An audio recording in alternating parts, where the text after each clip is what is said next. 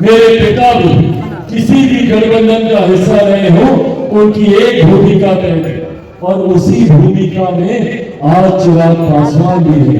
मैं किसी भी गठबंधन में रहूं, मैं किसी भी गठबंधन में रहूं, आप लोगों के पहरेदार की भूमिका में मैं उत्तर बना। और जब तक चिराग पासवान उस गठबंधन में है, आप लोगों को अपने हक अधिकारों की चिंता के लिए सोचने की जरूरत नहीं है। ये बात आप लोगों को, और जिस दिन चिराग पासवान को लगेगा कि गठबंधन में मेरे लोगों के साथ अन्याय हो रहा है या गठबंधन में हम लोगों की बातों को सुना नहीं जा रहा, तो मेरे पिता ने भी एक मिनट नहीं सोचा था मंत्री पद को लाभ मांगने से पहले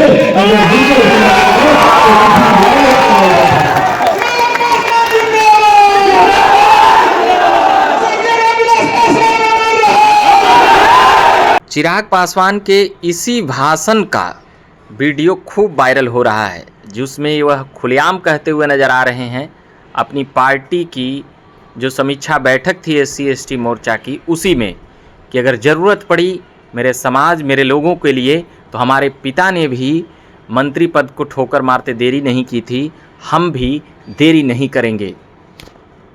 कि जो लोग सोचते हैं कि बातों से चिराग पासवान टूट जाएगा, घबरा जाएगा, वो लोग भूल जाते हैं कि चिराग पासवान शेर का बेटा है,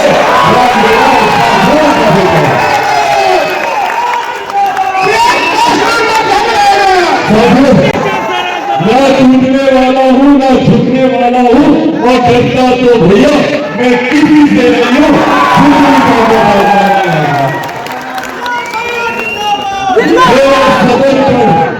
मेरा समर्पण समाज के इस वर्ग के प्रति है जो आजादी के 75 साल के बाद भी मुख्य धारा के साथ नहीं जुड़ पाया। मेरा समर्पण समाज के हर उस व्यक्ति के प्रति है जो आज भी पलायन का शिकार होता है, जिसमें देश दूसरे प्रदेश जाता है शिक्षा के लिए, रोजगार के लिए, व्यवसाय के लिए। मेरा समर्पण आज भी हर उस महिला और उस बुजुर्ग के प्रति है जो स्वास्थ्य सेवाओं के लिए दूसरे राज्य जाते हैं, हर उस महिला के प्रति है जिसका शोषण, जिसके साथ दुष्कर्म सिर्फ इस सोच के साथ किया जाता है कि वो जमाना जाति से आगे। और जब तक इस व्यवस्था को पूरी तरीके से नहीं बदल दूंगा, तब तक मैं भी चैन की सांस नहीं लूंगा।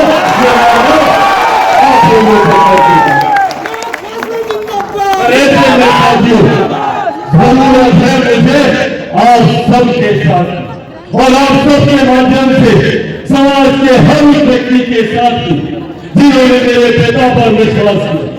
मैं जानता हूं कि जो लोग झूठ बोलने का काम करते हैं, उस झूठ को हम लोग पर्दाफाश करें। साथियों, चुनाव आते हैं, बड़ी बड़ी झूठी बातें विपक्ष के द्वारा की जाती है। चुनाव के वक्त क्या क्या कहा जाएगा? आरक्षण को समाप्त कर दिया जाएगा, संविधान की हत्या कर दी जाएगी। मेरे नेता ने भी इस बात को कहा था, मैं पूरा दोहराता हूं। मेरे पिता भी किसी भी गठबंधन का हिस्सा रहे हो, उनकी एक भूमिका तय है और उसी भूमिका में आज चिराग पासवान भी है। मैं किसी भी गठबंधन में रहूं, मैं किसी भी गठबंधन में रहूं, आप लोगों के पहरेदार की भूमिका में मैं उत्तर बना।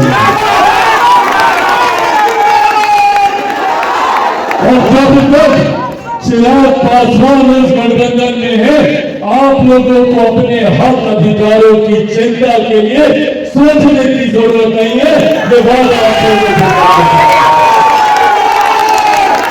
और जिस दिन चिराग पासवान को लगेगा कि गठबंधन में मेरे लोगों के साथ अन्याय हो रहा है या गठबंधन में हम लोगों की बातों को सुना नहीं जा रहा, तो मेरे पिता ने भी एक मिनट नहीं सोचा था मंत्री पद को लाभ मांगने से पहले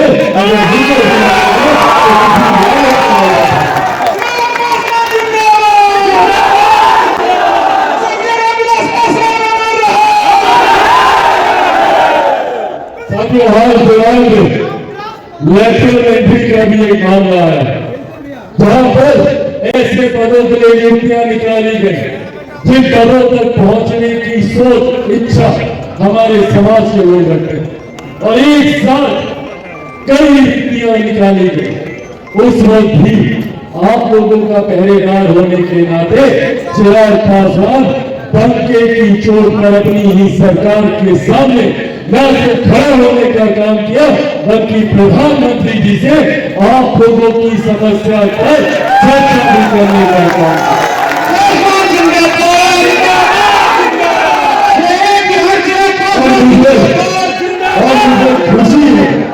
मुझे खुशी है कि मेरे प्रधानमंत्री आदरणीय नरेंद्र मोदी जी ने न सिर्फ उन बातों को समझने का काम किया, न सिर्फ समाज की चिंताओं को सुनने का काम किया, बल्कि उस पर तुरंत अमल करते हुए अगले दिन ही इस फैसले को वापस लेकर हम लोगों को सम्मान दिलाने का काम किया। इसके पूर्व संभवतः अगर साल मुझे ठीक से आता 2019 की शायद ये बात है, 18-19 अनुसूचित जाति जनजाति अत्याचार निवारण विधेयक को लेकर एट्रोसिटी एक्ट में माननीय न्यायालय के द्वारा कुछ डाइल्यूशन कर दिया गया था, उसको कमजोर करने का प्रयास किया गया था इस कानून में।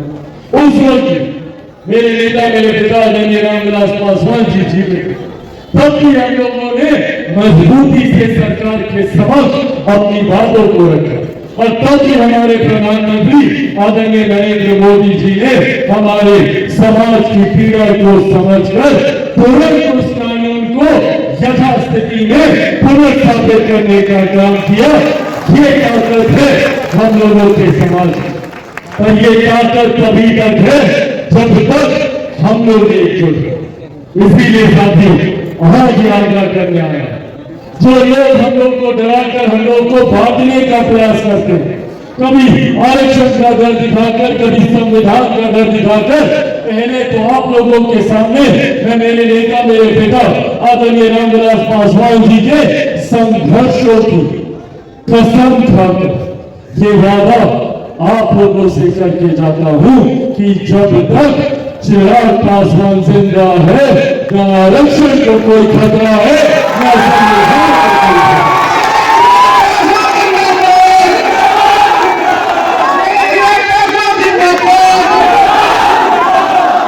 का खतरा है। तो विपक्ष की इस बांटने की रणनीति से खतरा है, तो इस बंटवारे की राजनीति से। इसीलिए साथियों याद रखना, एकजुट रहे, एकत्र रहे, समाज का कोई भी वर्ग, अनुसूचित जाति की कोई भी जाति हो, हम लोगों की पहचान तब तक है जब तक हम लोग एक हैं। जिस दिन हम लोगों को बांटने का काम कर दिया, आज हम लोग अपने अधिकारों के लिए लड़ने का काम करते हैं। आज भी आप चले जाइए, कितनी ऐसी सरकारी संस्थाएं हैं जहां पर रोस्टर कंप्लीट नहीं है, जहां पे आज मानव के आधार पर हम लोगों की नियुक्तियां नहीं होती। अभी तो हम लोग उस संघर्ष में लड़ रहे हैं कि जितना बैकलॉग है उसको पूरा किया जाए। अलग अलग सरकारी संस्थाओं में कहां पर हम लोगों की वैकेंसी खाली है, उन पदों को भरा जाए। हम लोग कैसे प्राइवेट सेक्टर में अपना हक ले सके, अभी तो हम लोग यही लड़ाई लड़ रहे हैं। बंसी में हम ही लोगों को बांट दिया गया। आज एकजुट है तो एक ताकत है। कल को अगर हम लोग अलग अलग बढ़ गए, 1%, 4% वाले बन गए, तो कौन पूछने वाला। इसीलिए समाज में इस भावना का जाना जरूरी है, और यह आग्रह आज आप लोगों से विशेष तौर पर करने आया। समझिए अपनी ताकत, और जो लोग हम लोग को बांटना चाहते हैं वो हम लोग का हित तो कतई नहीं चाहते। वो चाहते हैं कि हम लोग बढ़ जाए। आज एकता से हम लोग अपनी मांगों को पूरा करा सकते हैं। कल को जब हम लोग बढ़े रहेंगे तो कौन सुनेगा और नहीं भी सुनेंगे तो क्या फर्क पड़ेगा। कितनी तो आबादी है इस जाति की। इस सोच के साथ ये लोग आगे काम करने का प्रयास करें। इसीलिए साथियों आज अपनी बातों को समाप्त करने से पहले, जहां एक तरफ इस बात का प्राइवेट सेक्टर का इकोनॉमिक सेक्टर के सबूत, जहां एक तरफ इस बात का आप लोगों को विश्वास दिलाना चाहता हूं कि चिराग पासवान की रगों में जब तक खून है, मेरे शरीर में जब तक खून का एक भी कतरा बाकी है, वो कतरा आज से ही आप लोगों को